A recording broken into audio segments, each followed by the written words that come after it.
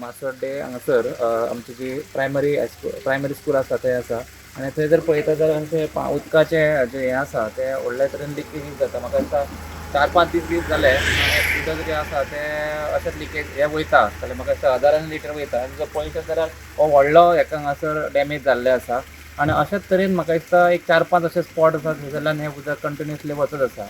म्हाका दिसता PWD डिपार्टमेंटान हेचेर बेगीन काम करपाक जाय. तुम्ही अशी कंप्लेंट बी दिवना हांगासर गांवान हे आहा हय, म्हणून? आतां जर म्हाका कळ्ळें की आमी ऑलरेडी तांकां कंप्लेंट पावयल्ली आसा. आनी दुसरी गजाल म्हणजे हें आतां मे म्हयनो आसा आनी हें उदकाची स्कॅरसिटी ऑलरेडीच आसा आनी थोड्या घरांनी हेका लागून प्रेशर कमी जाता आनी थोड्या घरांनी उदक सुद्दां मेळना. सो तेका लागून तुमच्या आतां गांवांनी न्ही थोड्या घरांनी उदक चडना म्हणटा न्हू, हय. सर तुमी उदक ना म्हणून अशें कोणाक दिसभर सांगय बी ना?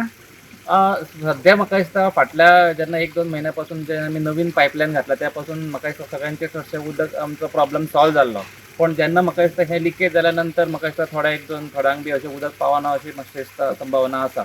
सो तेका लागून हेचेर मातशें हें जावपाक जाय. आतां तुमच्या गांवान आतां येताना 4-5 कडेन पायपां फुटलेलीं आहा ती अशी डेली चालूच आसता अशें?